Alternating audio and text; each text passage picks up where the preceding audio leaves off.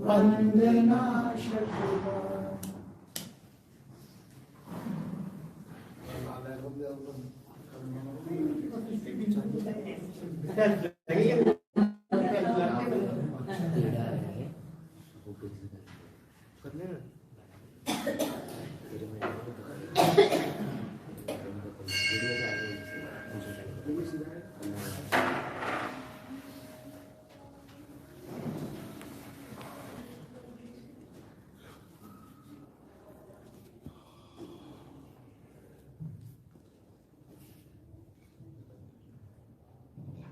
सावधान हो जाए।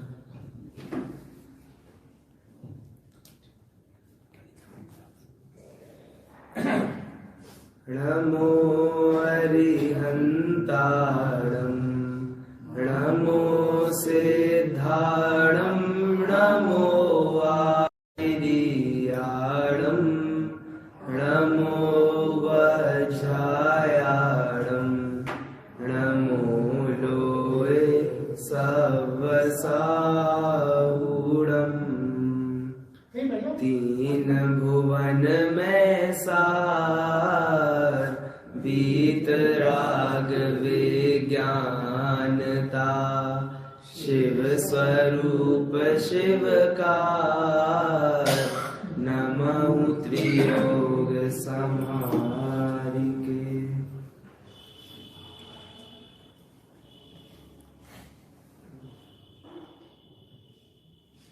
तीन भुवन में सार वीतराग विज्ञानता।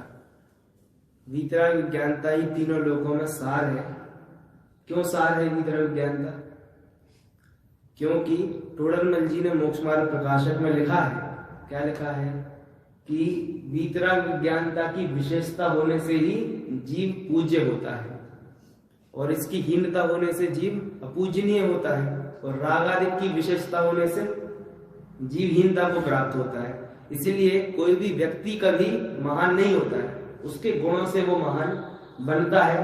तो वीतराग विज्ञानता, इसका अर्थ क्या हुआ? वीतराग यानी जिनका राग बीत गया है, द्वेष भी बीत गया है। राग में क्या क्या आ जाता है? राग, द्वेष, मोह और जितने भी कर्म हैं सभी इसमें आ जाते हैं। तो वे जिनके बीत गए हैं वे वीतरागी। और विज्ञानता मतलब विशेष ज्ञान। और कौन सा ज्ञान विशेष है? केवल ज्ञान विशेष ज्ञान है। उसी ही केवल ज्ञान से इस लोक में तीर्थ का परिवर्तन होता है। अब केवल ज्ञान से तो नहीं होता है, होता किससे है? उनकी वाणी से। विज्ञान तो क्या है? सर्वज्ञता है। वीतरागता की चर्चा हो गई, सर्वज्ञता की। तो तीन लोक में सार तो है वीतराग विज्ञानता। तो यहाँ पर वीतरागी पना हो गया और सर्वज्ञता हो गई, हितोपदेशी पना रह गया। तो क्या हितोपदेशी पना पूज्य नहीं है क्या? तो फिर हमारे प्रयोजन की सिद्धि किससे हो रही है?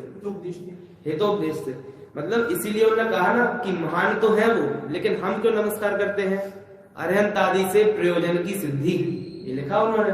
तो अरहंत आदि से प्रयोजन की सिद्धि किससे होती है? उनके कौन से गुण से? वीतरागता, सर्वज्ञता, हितोपदेशिता। कौन सा? हितोपदेशिता। हमें उपदेश मिला है तो हम उनको वंदन करते हैं इस प्रकार। और वापस फिर हितोपदेश उनका सच्चा कैसे है? उपदेश देने वाले तो बहुत हैं, तो सच्चा इसलिए है क्योंकि वे वीतरागी हैं, सब कुछ जानते हैं। झूठ कोई कब बोलेगा आप बताओ? या तो राग द्वेष होगा या फिर कुछ नहीं जानता होगा। तो राग द्वेष नहीं है, ये बात किससे सिद्ध होती है? वीतरागता से। और सब कुछ जानते हैं, ये बात सर्वज्ञता से सिद्ध होती है। इसलिए तीनों गुण आपस में संबंध रखते हैं। ये तीनों गुण किन में थे? अभी वर्तमान शासन नायक महावीर स्वामी और उसके पहले भी जितने अनंत सिद्ध हुए और 24 तीर्थंकर सभी, उसमें महावीर भगवान से हमारे पास जो जनवाणी आई है उसका ज्ञान धीरे धीरे करके अभी कम होता जा रहा है। अभी कितने अंगों का ज्ञान शेष है वर्तमान में? 12 अंग में से अंगों के अंश बाकी है। और कहते हैं कि जो धवला, षटखंडागम आदि, कषाय पावड़ आदि ग्रंथ है उनमें कुछ मूल जनवाणी अभी उपलब्ध है, वरना बाकी सब लुप्त हो गई है। उन्हीं को मूल जनवाणी अब नहीं है, जो सूत्र पहले थे वे अभी नहीं है। उसी का ह्रास होते होते अब क्या हुआ कि अब बिल्कुल पहले ग्रंथ नहीं होते थे, पहले जो बोलते थे वो वैसा का वैसा याद रख लेते थे, मौखिक, जैसा बोला बिल्कुल सूत्र शब्द वही रहते थे और याद कर लेते थे। लेकिन अब कैसा हो गया है, जो बात आई है उसी को अपने शब्दों में लिखने का चलन अब चल चुका है। तो जितने भी टोडरमल जी ने भी जो मोक्ष मार्ग प्रकाशक लिखा और कुंद आचार्य ने भी जो समाचार आदि ग्रंथ लिखे, ये बताइए क्या मूल जिनवाणी है? तो मूल मतलब कि जो गणधर आदि ने द्वादशांग गूथे वे ही नहीं है, लेकिन उससे विपरीत भी नहीं है। जैसा बताया उसके आप समझ लीजिए शॉर्ट में उसे लिखा है। धीरे धीरे और कम होता गया, तो फिर संस्कृत, पहले प्राकृत का जमाना था, फिर टीकाओं का जमाना आया, तो फिर टीकाएं होने लगी उन प्राकृत ग्रंथों पर, वे हुई संस्कृत में हुई। उसके बाद धीरे धीरे वे भी चलते गए और फिर ब्रज भाषा, ढूंढारी, ये भाषाएं आने लगी। तब टोडरमल जी ने सबसे पहले गद्य लिखा, यानी गद्य उसके पहले भी लिखा था, लेकिन हिंदी साहित्य में इतना सुव्यवस्थित गद्य टोडरमल जी ने लिखा। और उसी समय से फिर प्रायः भक्ति भजन आदि लिखने का चलन प्रारंभ हुआ। भागचंद जी हुए और आदि अपने जयचंद जी छाबड़ा भी यहीं पर है, जैसे दौलत राम जी हैं, भागचंद जी हैं, इन्होंने भजन लिखना प्रारंभ किए, भजन हुए और भी अनेक वचनिकाएं लिखी। तो भजन एक ऐसी चीज है कि जिसको मतलब दोहराने में कम समय भी लगता है और अध्यात्म भजन में हमारे भाव भी विशेष जुड़ते हैं। इसलिए हम जो अंत में बोलते हैं ना सहजानंदी शुद्ध स्वरूप, तो क्या है, ये तो एक समझ लीजिए चलन है कि हम बस 3 बार एक ही पंक्ति को बोलते हैं, है ना। ये भजन और बढ़ा दिया, लेकिन हम 3 ही पंक्तियां बोलते हैं। या फिर ऐसा भी कर सकते हैं, इसके स्थान पर कोई भजन भी ले सकते हैं, उसमें कोई वो नहीं कि हमें यही लेना है, लेकिन फिर भी समय अनुसार हम देखते हैं। तो भजन ऐसी चीज है जिसे शुरू में अंत में दोहराया जाता है बार बार कहीं पर भी। और जैसे हमारे गांव में तो दीपावली आती है जब, तो क्या करते हैं, घर घर जा जाकर भजन करते हैं। यानी जो जैसे अपनी संगोष्ठी पूरी अपन लोग बैठे हैं ना, तो आपके घर पे जाके भजन करेंगे, फिर आपके घर पे जाके भजन करेंगे, 2-2, 3-3 भजन लेकर, तो सबके घर का भी हो जाता है और समय भी कम लगता है। तो पूरा दिन उसमें हम लोग ऐसे करते हैं। भजन एक ऐसी चीज है कि जिसमें कम समय में अधिक विशुद्धि हमारी प्राप्त हो सकती है। तो वैसे ही एक कविवर हुए हैं भागचंद जी। भागचंद जी का नाम आप सभी ने सुना है। उनकी प्रसिद्ध रचना क्या है, महावीराष्टक स्तोत्र है ना। उसके अंत में, अंत की 2 लाइनें आप लोग को याद है, हाँ, भागेंदु महावीराष्टकम स्तोत्रम भक्त्या भागेंदु न कृतम या पठे शृणुयाच्चापि स याति परमां गति। यानी महावीराष्टक स्तोत्र किन्होंने लिखा है, भक्त्या यानी भक्ति के वशीभूत होकर, भागेंदु, अब भागचंद्र नाम था, भागेंदु कैसे हो गया? इंदु मतलब चंद्रमा। वहां तो अमृत चंदाचार्य का नाम भी क्या है, अमृतेंदु, अमृत इंदु, इंदु मतलब चंद्र, तो अमृत चंद्र, भागचंद्र, भागेंदु, अमृतेंदु हो गया ना। ये नाम भी ऐसे बदल जाते हैं। अब तो ऐसे 2 पदों के नाम हो तो हम बदले। अब जैसे मेरा नाम हर्ष है, अब हर्ष को बदलो आप, अब मान लो हर्ष का मतलब आनंद होता है, अब आप बदलोगे तो पूरे नाम बदल गया है ना। उसमें अमृत चंद्र 2 नाम थे, तो कुछ उनमें अलंकारिक प्रयोग किए उन्होंने, हर्षेंदु ने, इस प्रकार से हो सकता है। लेकिन अब वो चंद्र, दास, इन सब का चलन रह नहीं गया है, वरना पहले के नामों में होता है ऐसा, दास, चंद्र वगैरह, हाँ, लाल, ये सब होते हैं। तो ये भागचंद्र जी टोडरमल जी से भी 100 साल बाद हुए। टोडरमल जी कब हुए? अरे सन बताइए ना, विक्रम संवत क्या है? टोडरमल जी के मंदिर में बैठे हैं, 1777, 76-77 में वो हुए और फिर 47 साल उसमें जोड़ो तो 1823-24 में उनकी मृत्यु हुई। ऐसा दादा ने अपनी पीएचडी में सिद्ध किया है, हुकुमचंद जी भारती ने, उन्होंने, छोटे दादा ने सिद्ध किया है कि इतना समय होना चाहिए। उनके भी 100 साल बाद, 1777 टोडरमल जी का, तो 100 साल बाद कितना हो गया, 1877। तो तब इनका जन्म हुआ, विक्रम संवत की बात चल रही है, तब इनका जन्म हुआ। और इन्होंने कई भजन लिखे हैं और महावीराष्टक स्तोत्र हम जानते ही हैं। उसमें से एक भजन आप लोगों ने सुना ही होगा, श्री जिनवर पद ध्यावे जिनर, कभी आप लोग ने भी किया होगा। तो उसमें आता है, बहुत बढ़िया भजन है देखिए मैं यहां से आप गाते जाऊंगा और अर्थ करते जाएंगे हम इसका। श्री जिनवर पद ध्यावे जे नर, श्री जिनवर पद ध्यावे, श्री जिनवर पद ध्यावे जे नर, श्री जिनवर पद ध्यावे। अच्छा, एक लाइन आप लोगों ने सुनी, अंदाजा लगाइए किसकी भक्ति होगी इसमें? भजन है ना, किसका कीर्तन किया होगा? जिनेंद्र देव का। फिर से बोलता हूँ, श्री जिनवर पद ध्यावे जे नर, जो आदमी जो भक्ति करता है जो, ऐसा हम में से कोई भी या हम सभी, उसकी चर्चा यहाँ की गई। यानी ना देव की यहाँ पर महिमा है, ना शास्त्र की, ना गुरु की। भजन किसके बारे में है? जो उनका सेवक है ना, जो उनका सेवक है उस पर इन्होंने भजन लिखा हुआ है। तो श्री जिनवर पद ध्यावे। अब श्री जिनवर पद क्या है? देखिए ये भजन कैसा है, हमें लगेगा देवदास गुरु की भक्ति करनी चाहिए, पर जैसे कि आपने वो भी सुना होगा कि एक भजन वो भी है ना, अटापटी और वो चटाचटी, कौन सा है? चिन्ह मूरत भ्रगधारी। उसमें भी क्या है, वो क्या है, वो भी ना देव की भक्ति, ना शास्त्र की, ना गुरु की, ज्ञानी की भक्ति है। कि चिन्ह मूरत द्रगधारी, जिसको सम्यक दर्शन है, द्रगधारी, उसकी मोहे रीति लगत है अटापटी। सम्यक दृष्टि की कैसी रीति होती है ना, अटापटी उनको लगी। अंत में तो क्या बोला?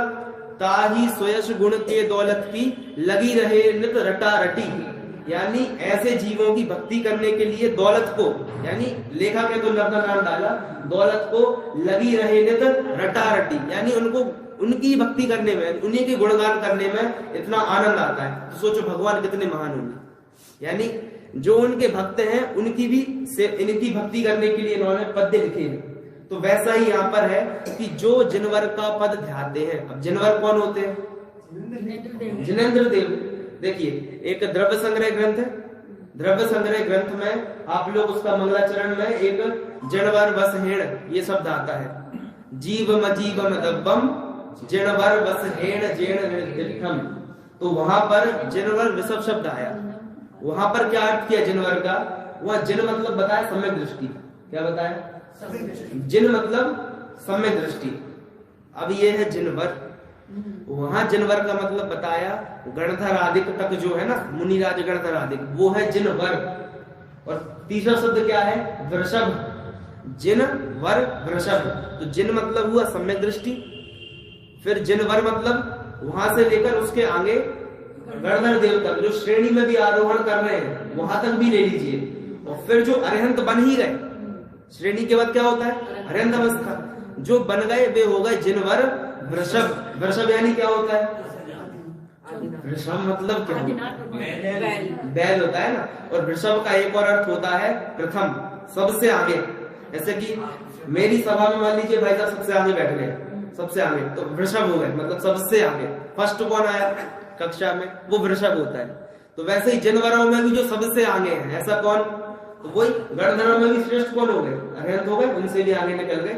यहाँ पर जानवर की बात की गई है, तो अरिहंतों को नहीं लिया गया क्या? तो देखिए वहां विवक्षा दूसरी है, यहाँ जानवर से तात्पर्य जिनेंद्र देव ही है सामान्यतः। और पद यानी क्या होता है? परमेष्टि की परिभाषा क्या है? जो परम पद में स्थित हो उन्हें परमेष्टि कहते हैं। तो जिनवर पद ही तो परम पद है, और उसको जो ध्यावे, अब जो ध्याते हैं उनकी क्या दशा होती है, किस प्रकार ध्याते हैं, उसका वर्णन इसमें बस 4 पद्य हैं, यानी 2-2 लाइन के 4 स्टैंजा है इसमें, अंतरा जिसे कहते हैं। इतनी इसमें चर्चा है। देखिए अब जो जिनवर का पद ध्याते हैं वो ऐसे हो जाते हैं, या फिर जो ये सब करते हैं वो जिनवर का पद ध्याते हैं। दोनों तरफ से व्याप्ति है। जो ये सब करेगा वो अपने आप जिनवर पद को ध्यान रहा होगा, या फिर जो जिनवर पद को ध्याएगा उसके जीवन में ये सब बातें अपने आप आएंगी, जो कि अगले 4 पद्यों में आने वाली है। देखिए जिनवर पद ध्यान से तात्पर्य ये नहीं है कि पूजन करना, केवल पूजन करना। क्या है उसका तात्पर्य? प्रवचन सार की 80वीं गाथा क्या है? जो जानती अरहंतम तब्बत गुणत पज्जयतेम सो जानदी अपाड़म मोहो खलु जादू तत्सलय। मतलब जो जानता अरिहंत को द्रव्य गुण पर्याय से वह जानता निज आत्मा द्रग मोह उनका नाश हो। ठीक है, मोह उनका नाश हो द्रग। अब यहाँ पर क्या बोला कि द्रव्य गुण पर्याय से जो अरिहंत को जानता है, तो जानने का मतलब ये नहीं है कि बस ग्रंथ पढ़ के जान लिया, अपने को वैसा अनुभव करता है। द्रव्य गुण पर्याय से क्या तात्पर्य है? द्रव्य गुण पर्याय तीन बातें, ये पाठ हमने विद्रव्य ज्ञान बाल बोध में भी पढ़ चुके हैं, है ना। तो क्या है वहां पर द्रव्य गुण पर्याय का तात्पर्य? वहां जो है वहां तो सामान्य द्रव्य की चर्चा है, लेकिन अरिहंत में और अपने में द्रव्य गुण पर्याय की समानता देखनी है। चलो करके देखें। ठीक है, हम कौन से द्रव्य है? मैं, हम छोड़ो, मैं अपना अपना देखो, मैं कौन सा द्रव्य हूँ? जीव द्रव्य। अरिहंत देव कौन सा द्रव्य है? बराबर, द्रव्य मैच हो गया। ठीक, फिर गुण, जीव द्रव्य में अनंत गुण होते हैं, वे सभी मेरे में है, अरिहंत परमेष्टि में, तो गुण भी मैच हो गए। अब रहेगी क्या? पर्याय। बताओ पर्याय मैच हो रही कि नहीं हो रही? बताओ हाँ वाले कितने लोग और ना वाले कितने लोग? दोनों ही बात कैसे? पर्याय जैसे एक समय की होती है, हाँ, अपनी भी पर्याय एक समय की है, हाँ, पर्याय एक समय। देखिए, एक पर्याय होती है, 5 प्रकार के भाव होते हैं ना। बहुत अच्छा उत्तर दिया, सही उत्तर दिया कि पर्याय जो होती है ना, अभी वर्तमान में देखेंगे मेरी पर्याय कैसी हो रही है। मेरे को क्षय उपशम ज्ञान है, अरिहंत भगवान को छाय ज्ञान है, तो ये इन भावों में अंतर है। 5 प्रकार के भाव है, उसमें से औपशमिक, छायिक, क्षयोपशमिक, औदैहिक, पारिणामिक। ये जो 4 भाव है इनको बोलते हैं सोपाधिक भाव, उपाधिक, औपाधिक, है ना। सोपाधिक, औपाधिक भाव, उपाधि सहित जो भाव होते हैं वे सोपाधिक भाव होते हैं। तो इन भावों में तो इनकी पर्याय में अंतर हो सकता है, कम ज्यादा ज्ञान हो सकता है, लेकिन पारिणामिक भाव यानी जीवत्व यानी बस पर्याय हो रही है।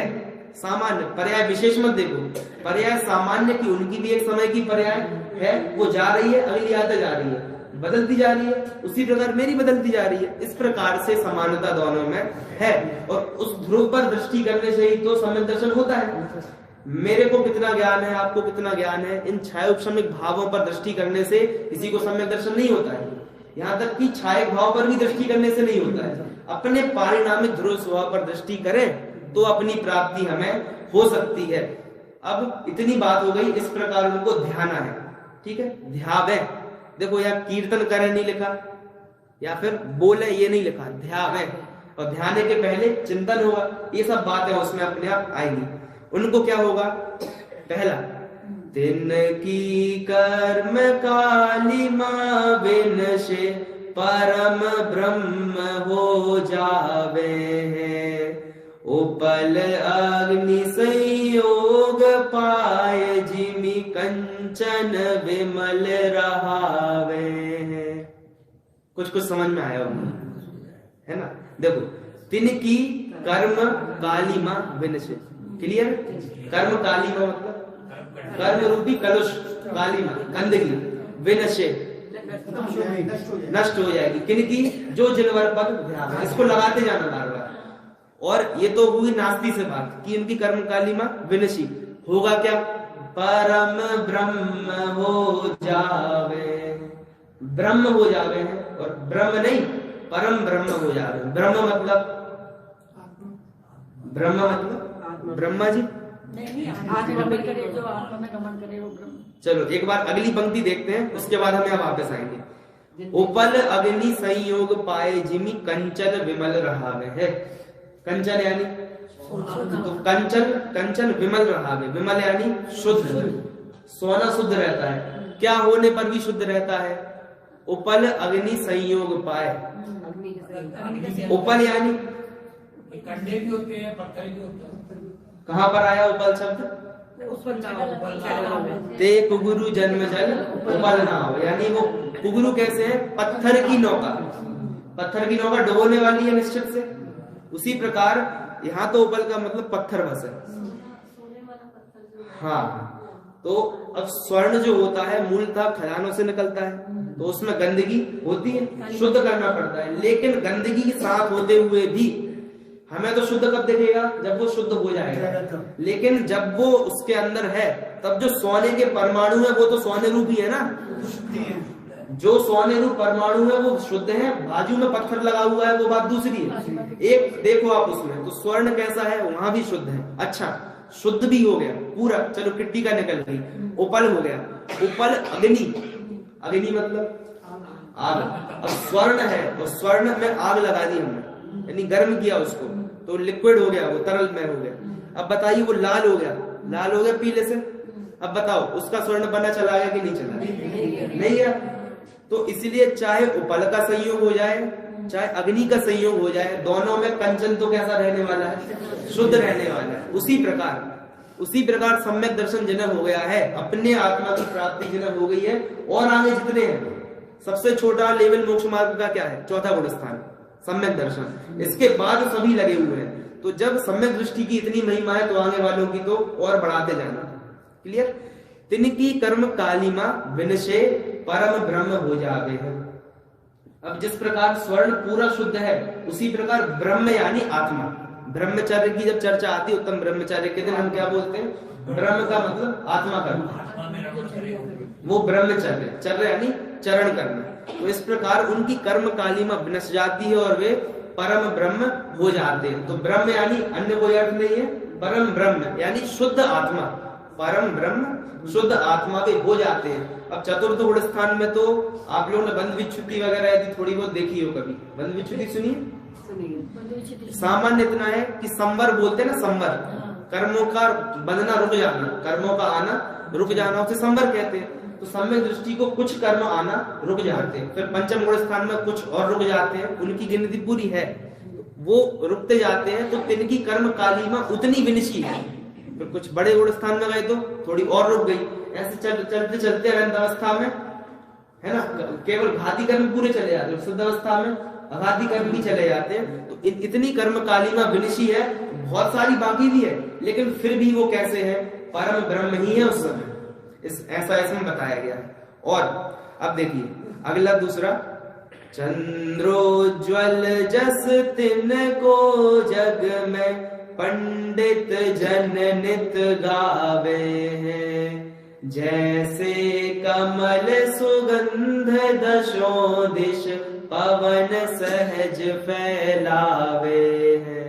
देखो क्या बोल रहे हैं कि जो व्यक्ति इस अवस्था को प्राप्त हो गए हैं, उनका जिस प्रकार पवन यानी हवा क्या फैलावे है? कमल सुगंध दशों दिश। कमल ने कभी नहीं बोला पवन से कि हे पवन तुम मेरी सुगंध को फैलाओ, कभी बोला? लेकिन यहाँ क्या शब्द बोला? पवन सहज शब्द का प्रयोग किया भागचंद्र जी ने, सहज रूप से फैलावे। ना इसने आज तक बोला कि तुम मेरी सुगंध फैलाओ, और ना पवन ने ऐसा कभी सोचा कि मैं करूं, लेकिन पवन सहज करती है उसकी सुगंध। तो पवन भी अपना कार्य सहज कर रही है और उसकी जो सुगंध हो रही है वो भी उसकी सहज हो रही है, दोनों बातें सहज हैं। उसी प्रकार ये तो हुआ उदाहरण। सिद्धांत यानी इससे बात क्या बताना चाहते हैं? चंद्रोज्वल जस तिनको जग में पंडित जन नित गावे हैं, यानी जो जिनवर का पद ध्याते हैं उनका जस मतलब यश, कीर्ति। यश का पहले भाषा में जश ऐसा या का जा होता था पहले, जैसे प्राकृत में योगिंदु देव है, योगिंदु देव का एक और नाम बताते हैं क्या? जोगिंदु। तो या का जा हो जाता है ना। अब देखो वहां भी इंदु शब्द आया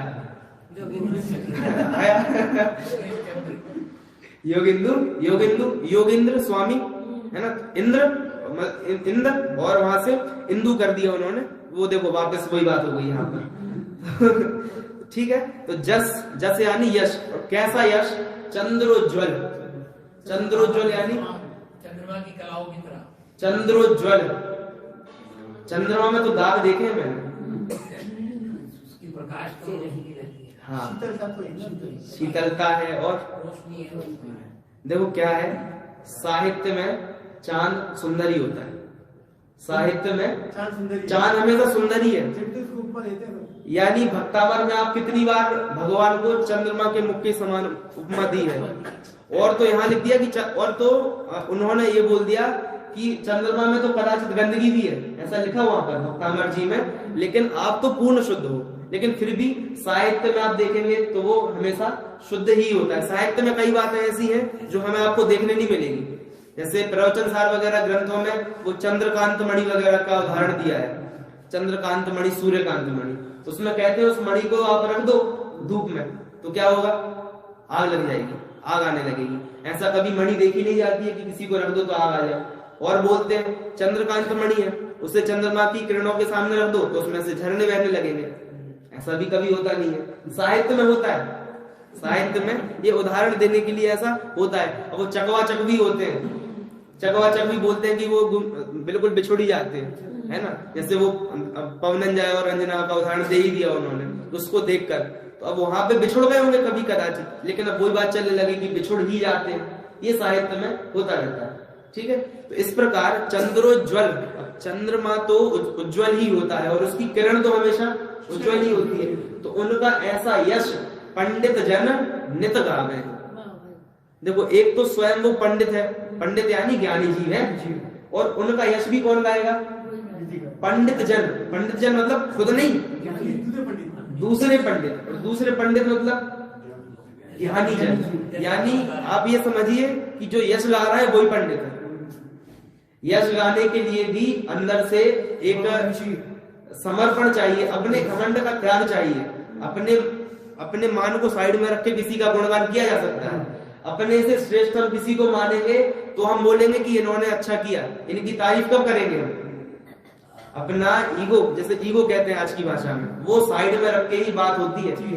तो अब ये यदि ये भागचंद्र जी गा रहे हैं किन्हीं का कीर्तन, तो ये पंडित जन कहाँ होंगे, दूसरे इन्हीं की उम्र के होंगे, इन्हीं जैसे दिखते होंगे, आसपास मनुष्य ही होंगे। यदि तो बताइए, इन्होंने अपने उसको साइड में रखा ना, इसका मतलब क्या है, अपने से श्रेष्ठ उन्हें माना। यदि मान लीजिए दोनों भी सम्यक दृष्टि है तो भी क्या होगा, तो दोनों बराबर है, फिर दूसरे का कीर्तन करेंगे ना करें, करेंगे ना। भाई सम्यक दृष्टि के 8 अंग हैं, तो सभी खत्म हो जाते हैं उनमें, राग द्वेष वगैरह। हाँ, यानी अनंतानुबंधी संबंधी उनकी इतनी कषायबंद हो जाती है। आप तो ये देखिए सम्यक दृष्टि के 8 अंग में से एक अंग ऐसा है, निज गुण अरूपण और गुण ढाके। कौन सा है, उपगुहन अंग। उपगुहन अंग यानी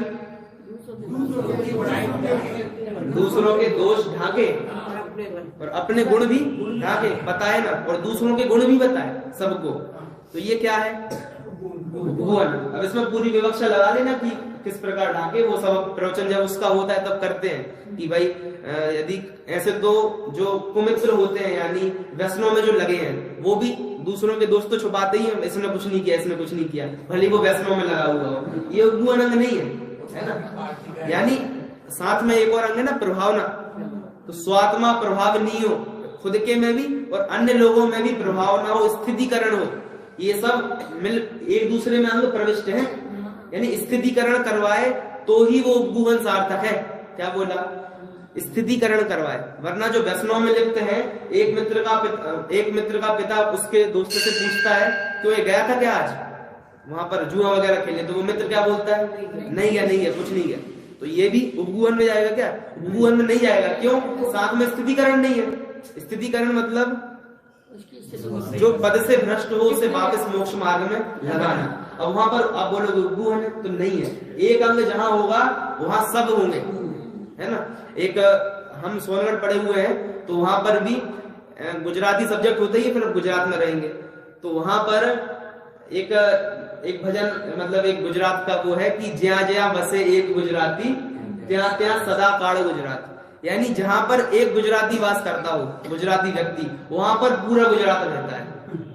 यानी वो ये बताना चाहते हैं कि एक गुजराती व्यक्ति अपनी पूरी संस्कृति को अपने साथ लेकर चलता है। उसकी बोली में वो हिंदी भी बोलेगा ना, तो आप उसकी टोन पकड़ लोगे, हाँ कुछ होगी और पकड़ लोगे टोन। यदि पूरी हिंदी बोलेगा तो भी टोन पकड़ लोगे। तो कहने का मतलब है कि जहां पर एक गुजराती वहां पर पूरा गुजरात। तो वो गुजरात तो आएगा नहीं, लेकिन संस्कृति आती है, संस्कार उसके आते हैं, वो बताना चाहते हैं। उसी प्रकार एक गुण होगा तो सभी गुण होते हैं, सर्व गुणांश ते सम्यक। सभी गुण होते हैं वो सम्यक तो सम्यक हो जाता है ना। श्रद्धा गुण जहां सम्यक होती है सभी गुणों का परिणमन यथा योग्य सम्यक हो जाता है। इस प्रकार तो इस प्रकार इसका अर्थ हुआ चंद्रोज्वल जस तिनको जग में पंडित जन कब गावे हैं, नित गावे हैं।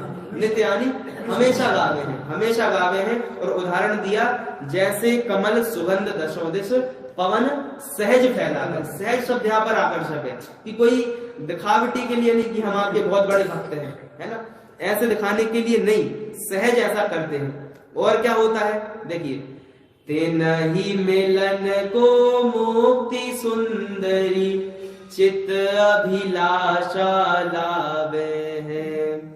कृषि में तृण जो सहज उपजियो स्वर्गादिक पद पावे हैं। अभी तो ये बात हो गई कि पंडित जन यश गाते हैं। पंडित जन कहाँ होते हैं? अपने आसपास के लोग होते हैं। अब बात यहाँ तक सीमित नहीं है और आगे बढ़ो, क्या बोल रहे हैं?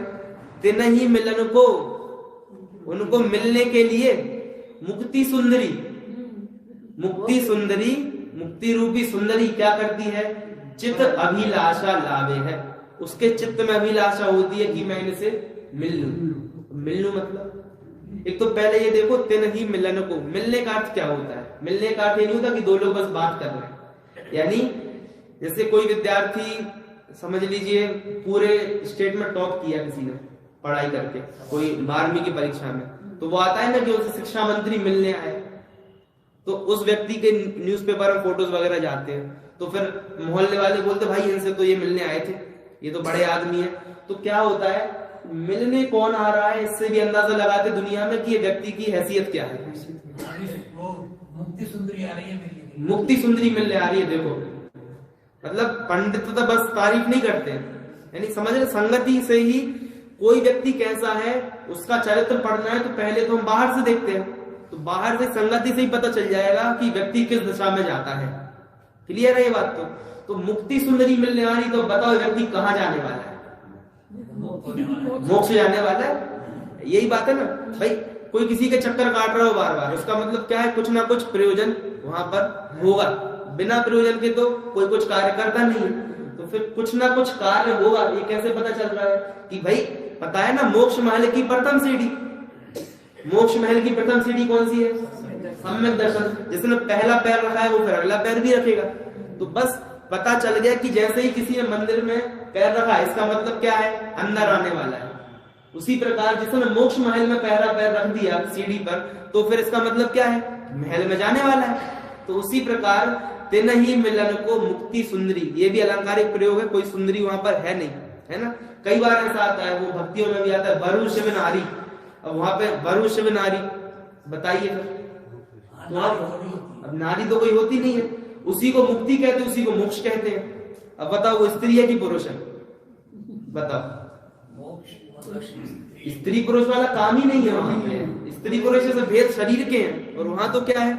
शरीर रहित ज्ञान शरीरी और त्रिविध कर्म मल वर्जित। त्रिविध कर्म मल कौन कौन से? द्रव्य कर्म, भाव कर्म, नो कर्म। तो नो कर्म है शरीर, तो उससे रहित हैं जो, ऐसे ज्ञान शरीरी बस हैं। ज्ञान शरीरी वो कौन है? वो सिद्ध परमेष्टि है। वहां पर किसी का लिंग का काम वगैरह है ही नहीं कि कौन सा इनका वो है। ठीक है, तो तिन को मिलने को, तिनहि मिलन को मुक्ति सुंदरी चित अभिलाषा लावे। और फिर कैसे? कृषि में तृण ज्यो सहज उपजियो। यहां भी सहज शब्द का प्रयोग कर दिया मैं दोबारा। कृषि में तृण, कृषि मतलब खेती में, और तृण तिनका। तो ये उदाहरण बहुत प्रचलित ही है कि जिस प्रकार खेती किस प्रयोजन से की जाती है? अन्न प्राप्त करने के लिए। भूसा के लिए कोई खेती करता है क्या? भूसीकरण के लिए कोई नहीं करता, लेकिन फिर भी वो प्राप्त सहज हो जाती है। उसके लिए कोई यदि उसी के लिए खेती करे तो वह मूर्ख है ना। तो इसीलिए कि जिस प्रकार जिसने जिनवर का पद ध्याया, उसको ये सब लौकिक चीजें तो सहज ही मिल जाती है। और कोई यदि इन्हीं के कारण पूजन करे, भक्ति करे, मूर्ख है वो। टोडरमल जी ने कहा ना कि भाई उनसे प्रयोजन की सिद्धि क्या है? अरंत्यादिक से। तो वहां पर बोला कि भाई लौकिक प्रयोजन की सिद्धि होती होगी कुछ, तो बताओ। तो उन्होंने बोला ऐसे भी होती है। लेकिन यदि कोई वही उस प्रयोजन से करे तो उसे उल्टा पाप बंद होता है। ये शब्द वहां पर लिखा है ना, उल्टा पाप बंद होता है। तो इसलिए सहज करो मतलब क्या है, समझिए बात भाई। देखो चक्र चल रहा हो, चक्र कोई भी, उसके बीच में कोई हाथ दे दो क्या होगा बताओ? कटेगा ना। चलने दो तो कितना अच्छा है, काम भी होता रहेगा, अपन भी शांति से बैठे हैं, कोई अंगों का घात नहीं होगा। वैसे ही सहज भक्ति भाव से भक्ति आए तो पूजन आदि करो। तो चक्र ऐसा चलता है कि यहाँ से आप सहज भाव से करेंगे, वहां से अपने आप भोग सामग्री मिलनी होगी तो पुण्य बनेगा तो मिलेगी। पुण्य बनेगा तो उसका उदय आता ही है, बंधेगा तो उदय आएगा। ये तो चक्र है। लेकिन हाथ दे देते हैं ना बीच में, दिक्कत तो ये है। हाथ क्या देते हैं कि वो भक्ति भाव में इच्छाएं मिल जाती हैं, ये इच्छाओं का हाथ बीच में दे दिया तो ये किससे क्या हो जाता है, वो चक्र टूट जाता है। तो चक्र क्या टूट जाता है कि वो कर तो रहा है भक्ति लेकिन मिलता कुछ नहीं है। फिर उसे क्या लगता है कि भक्ति करने से कुछ मिलता ही नहीं है। अरे ऐसा थोड़ी होता है कि आज भक्ति की और शाम को तुम्हारे घर पे 1 करोड़ का, मतलब ऐसा नहीं होता है भाई। समय लगता है हर चीज में, तो उतना धैर्य रखना पड़ता है। लेकिन धैर्य मतलब कि चलो अब मिलेगा भगवान की भक्ति करने से, ये वाले धैर्य की बात नहीं कर रहे। अपने में धीरता रखो, अपने आप मिलेगा। यानी मिलने की बात है ही नहीं। जब बोल ही रहे हैं कि निरंतरता की भावना अब हो सफल मेरी, यदि जो असहज भाव से भक्ति करेगा उसे चाहे क्यों नहीं होगी, क्योंकि वो जानता है परिग्रह क्या है, पाप है। निरंतरता की भावना जिसको होगी उसे भक्ति से कुछ मिले, ये तो परिग्रह की भावना है, संसार की भावना है। संयोग की ही भावना बस भव भ्रमण का हेतु है, और अपने निज आत्मा की भावना ही एक मुक्ति सेतु है। कोई किसी का क्या करे, इसमें है दादा ने दिया है। तो एक अपनी भावना ही मुक्ति का सेतु, पुल है, पुल समझ गए, वो जाने का रास्ता। तो कृषि में तृण जो सहज उपजियो स्वर्ग आदिक पद पावे, यानी ये तृण की उपमा दी गई स्वर्ग आदिक को, है ना। यानी सहज उपजियो, कुछ करना नहीं है इनके लिए, स्वर्ग आदिक पद पावे हैं, अपने आप मिल जाते हैं, कुछ करना नहीं है। वहां पर भी रत्नगंड श्रावकाचार में 41 गाथाओं का उन्होंने सम्यक दर्शन अधिकार लिखा सबसे पहले, है ना। है श्रावकाचार लेकिन सबसे पहले सम्यक दर्शन का वर्णन किया है 41 गाथाओं में। फिर 5 गाथाओं में सम्यक ज्ञान का, फिर 47वीं गाथा से लेकर 150वीं गाथा तक उन्होंने पूरा श्रावकाचार का वर्णन वहां पर किया। वहां पर उन्होंने लगभग 28वें नंबर के श्लोक से लेकर 41 तक, यानी 15-14 श्लोकों में सम्यक दर्शन की महिमा गाई है। वहां पर ये बोला कि चांडाल होवे और सम्यक दृष्टि होवे तो भी ये मतलब अन्य से महान है। और वो सबसे मूल श्लोक तो वो है कि गृहस्थो मोक्ष मार्गस्थो निर्मोहो नैव मोहवान अनगारो ग्रही श्रेयान निर्मोहो मोहिनो मुने, यानी कोई सम्यक दृष्टि श्रावक भी हो और मिथ्या दृष्टि मुनि हो तो कौन श्रेष्ठ है, निर्मोहो मोहिनो मुने है, ये श्रावक श्रेष्ठ है। ऐसा वहां पर ये सब बातें की। और अंतिम तो लिखा उन्होंने कि देवेंद्र चक्र महिमान ममेय मानम, वाकई पढ़ लेते उसको। देवेंद्र चक्र महिमान ममेय मानम राजेंद्र चक्र यवनींद्र शिरोर्चनीयम धर्मेंद्र चक्र मधुरीकृत सर्वलोकम लब्ध्वा शिवम च जिन भक्ति रूपयति भव्या। यानी इसमें बताया है कि देवेंद्रों के चक्र का स्वामी होता है, यानी देवों का चक्र उसका इंद्र बनता है। देवों में जाएगा तो इंद्र बनेगा, फिर नरों में आएगा तो क्या बनेगा, नरेंद्र बनेगा। कौन, चक्रवर्ती बनेगा। और धर्मेंद्र चक्र भी प्राप्त होगा कदाचित। धर्मेंद्र चक्र मतलब तीर्थंकर पद। धर्मेंद्र चक्र अधरीकृत सर्वलोकम, भाई चक्रवर्ती पद से तो केवल 6 खंडों को ही जीता जा सकता है। भरत क्षेत्र को ही अधरीकृत, अपने अधीन केवल 6 खंड होंगे। 6 खंड आप यदि पढ़ लेंगे एक बार, कितने यहाँ पर द्वीप समुद्र हैं, है ना। 25 कोड़ा कोड़ी पल्ले इतने, इसमें जितने समय हो उतने समयों की गिनती करो, इतने तो द्वीप समुद्र हैं केवल मध्यलोक में। कितना मध्यलोक में, उसमें इतूसा जम्बूद्वीप, उसमें इतूसा 190वां हिस्सा उसका भरत क्षेत्र, और उसमें 6 खंड जीत लिया। क्या कर लिया, चक्रवर्ती पद से। यानी वो अंधों में काड़ियां होता है ना, चक्रवर्ती पद भी ऐसा ही, अंधों में काड़ियां। वास्तव में तीर्थंकर पदवी से ही अधरीकृत सर्वलोकम, तीर्थंकर पद से तीनों लोगों को अपने उसमें कर सकते हैं। तीर्थंकर पद से भी नहीं, वास्तव में बात यह है कि धर्म तीर्थ का परिवर्तन होता है, उससे सबका भला होता है, इसलिए सब उनके अधीन होते हैं। 3 गति के जीव आ सकते हैं तो तीनों आ जाते हैं उसमें, है ना। 3 गति के जीव समोषण में आ सकते हैं। 100 प्रकार के इंद्र जो उसमें बताए, भवनालय 40, दंतर देवाण होंती 32, कप्पामर 24, सूरो चंदो नरो सूरो त्रियो, ऐसा वहां पर बताया। 100 प्रकार के इंद्र बताए, इसमें 3 गति के जीव आ गए, सब उनके नमस्कार करते हैं, इसलिए वहां पर बोला अधरीकृत सर्वलोकम। लेकिन यही स्टॉप नहीं है, देखो लब्ध्वा शिवम च जिन भक्ति रूपैति भव्या, यहाँ पर भी देखो भक्ति से कनेक्ट हो गया। जिन भक्ति रूपैति भव्या, जो जिनका भक्त है, जिन भक्ति ही उपैति भव्या, उपैति यानी प्राप्त करता है। क्या प्राप्त करता है? शिवम, शिव को प्राप्त करता है। वहां एक मंगल श्रृंगार है, मंगल श्रृंगार बड़े पंडित साहब की रचना है, मस्तक का भूषण गुरु, वहां पर लिखा वह समव शरण पर से, वह समो शरण में सिंहासन पर गगन मध्य शोभित होता, रत्नत्रय के भूषण पहने अपनी प्रभुता प्रगटाता।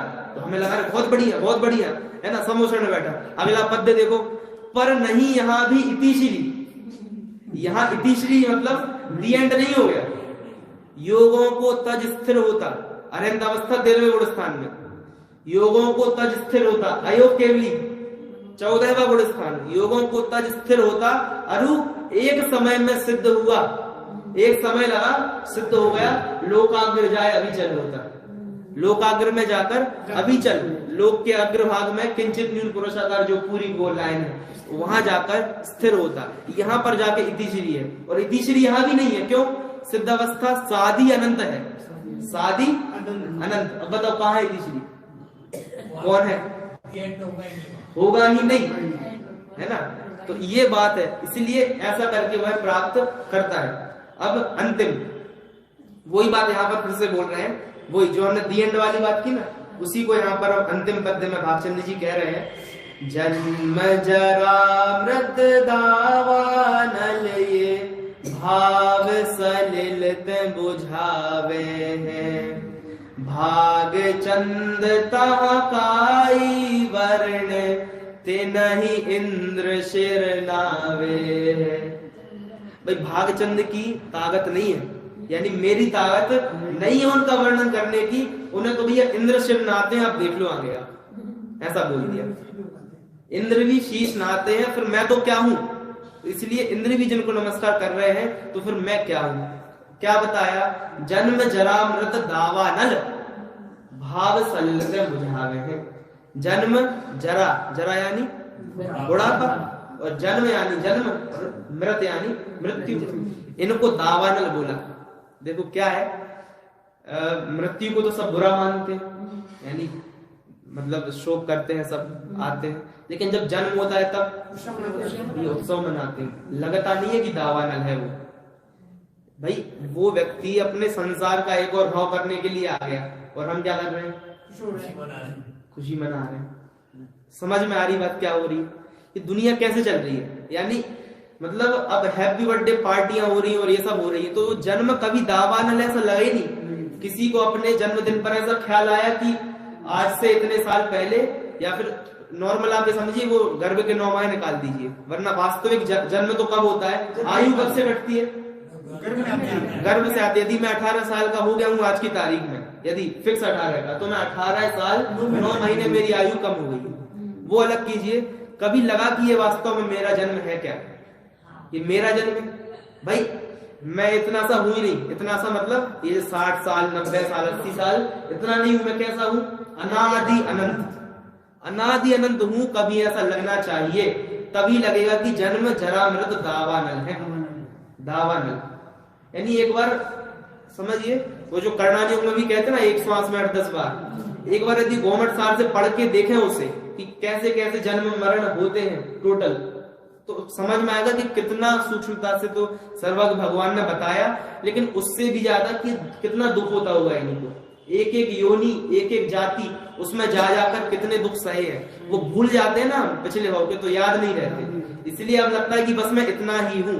बिल्कुल संकुचित बुद्धि, संकीर्ण बुद्धि है हमारी कि बस 60 साल का जीवन सफल कर ले, ये तो जन्म जरा मृत दावानल है, और इनको जो जिनवर का पद ध्याते हैं वे भाव सलिलते बुझावे हैं। सलिल यानी पानी, भाव सलिलते दावानल बुझा देवे, यानी अग्नि पर पानी डालो तो समित हो जाती है, बुझ जाती है। उसी प्रकार भाव सलिलते उसको बुझा देते हैं। भाव सलिल मतलब भाव रूपी जल। देखिए भाव रूपी जल मतलब कि शुद्धोपयोग जिसमें जाते हैं, शुद्धोपयोग। जब श्रेणी चढ़ते हैं ना, तो श्रेणी चढ़ते समय सभी कर्मों का नाश हो जाता है। वहां पर बताया ना, अंतर मुहूर्त में ही जिसने चतुष्टय चतुष्टय क्या हो गया भाई, अनादि काल से घूम रहे हैं 70 कोड़ा कोड़ी सागर तक के कर्म। एक सागर समझेंगे तो समझ में आएगा सागर क्या होता है। वो गड्ढा खोदते हैं ना, वो तो एक पल्ले है, समझना, वो एक पल्ले है, उससे भी असंख्यात गुना बड़ा सागर होता है। और एक ऐसे एक सागर नहीं, कोड़ा कोड़ी, करोड़ इंटू करोड़, यहां भी नहीं 70 कोड़ा कोड़ी।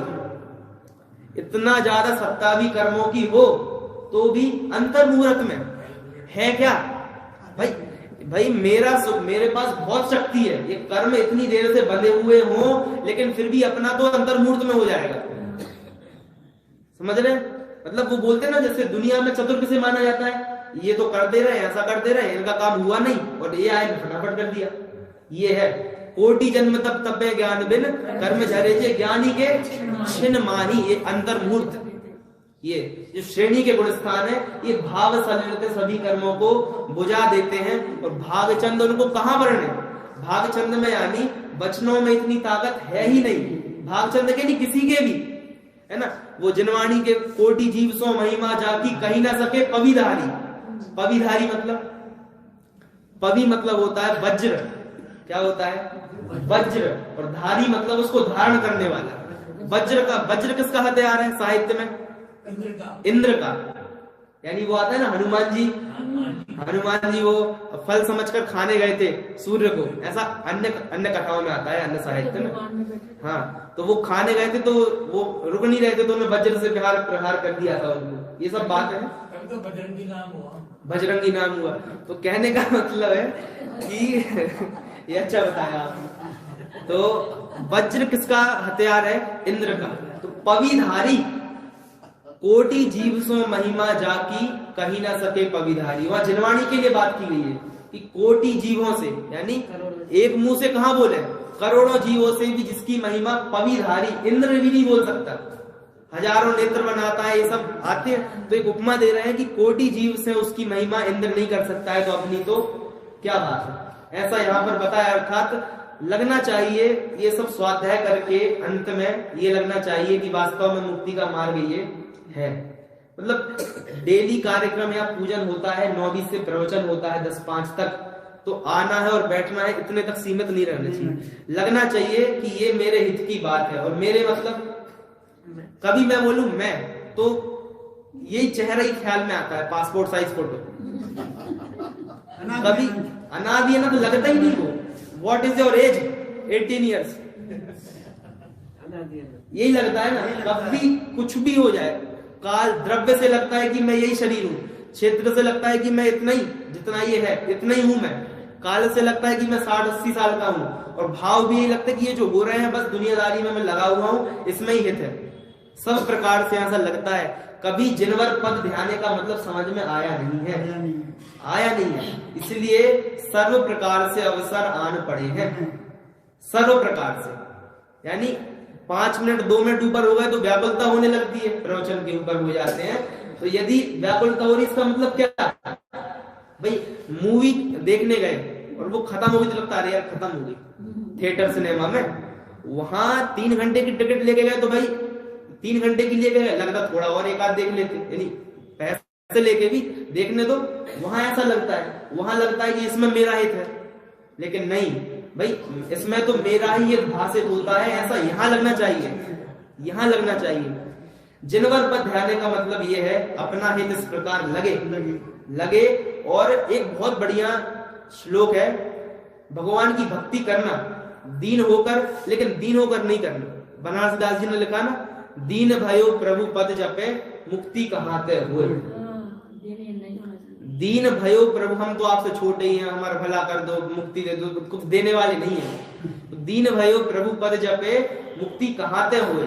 तो इसलिए बहुत अच्छा एक श्लोक है, यह परात्मा सा एवा हम, यो हम सा परमस्ततः, यानी जो परमात्मा है वो ही मैं हूं। यह परात्मा, परमात्मा जो है, स एव अहम, वह ही मैं हूं, और यो हम यानी जो मैं हूं वो ही परमः तथा, यानी वे ही परमात्मा है। यो हम सा परमस्ततः, बराबर हो गया दोनों तरफ से। इसलिए क्या करें, अब मैं पूजन कर रहा हूं तो मैं किसकी पूजन कर रहा हूं फिर? भाई जो परमात्मा है वो तो मैं हूं, फिर मैं किसकी पूजन कर रहा हूं? तो अहमेव मयोपास्यो, अहम एव मया उपास्यो, मैं ही मेरे द्वारा पूजनीय हूं, मैं ही मेरे द्वारा पूजनीय हूं, न अन्यथा इति स्थिति क्या है कुल मिलाकर कि अहमेव मयोपास्यो, मैं ही अपने आप की उपासना करने वाला हूं, अन्य की नहीं। तो इस प्रकार जिनवर पर ध्यान का मतलब क्या हुआ? अंत में जाकर जितनी भी चर्चा हो उसका अंत कहां जाकर होना चाहिए? अपने ऊपर, और अपने ऊपर अंत करेंगे तो सिद्ध अवस्था में जाकर हमारा अंत होगा। सिद्धांत की परिभाषा क्या बताते हैं? सिद्ध अवस्था जिसका अंत है वही सिद्धांत है, जिसका ज्ञान करके हमारी अंतिम अवस्था क्या हो गई? सिद्ध अवस्था हो गई, वही सिद्धांत है। ऐसा पूरे जनागम में एक एक पंक्ति से ऐसे सिद्धांत चूम रहे हैं, पीने को रेडी होने चाहिए, हमें जनवाणी की पिपासा होनी चाहिए। बस इतनी बात है, बाकी सब कार्य सहज शब्द 2 बार आया ना, तो ऐसे कार्य अपने आप सहज हो जाएंगे। हम सभी स्वाध्याय करते रहें, अपने जीवन में उसे उतारें। इसी मंगल भावना से अभी की बात को यहाँ पर विराम देते हैं। मैं ज्ञानानंद स्वभावी हूँ, मैं ज्ञानानंद स्वभावी हूँ, मैं हूँ अपने में स्वयं पूर्ण, पर की मुझ में कुछ गंध नहीं। मैं अर्श अरूपी अस्पर्शी, पर से कुछ भी संबंध नहीं। मैं रंग राग से भिन्न, भेद से भी मैं भिन्न निराला हूँ। मैं हूँ अखंड चैतन्य पिंड, निज रस में रमने वाला हूँ। मैं ही मेरा करता धरता, मुझ में पर का कुछ काम नहीं। मैं मुझ में रहने वाला हूँ, पर में मेरा विश्राम नहीं। मैं शुद्ध बुद्ध अविरुद्ध एक, पर परिणति से अप्रभावी हूँ। आत्मानुभूति से प्राप्त तत्व में ज्ञानानंद स्वभावी हूँ। मैं ज्ञानानंद स्वभावी हूँ, मैं ज्ञानानंद स्वभावी। निज निधि निज में बताई, यह अनंत उपकार है। उसके लिए जिन वाणी माको वंदना शतबार है, वंदना शतबार।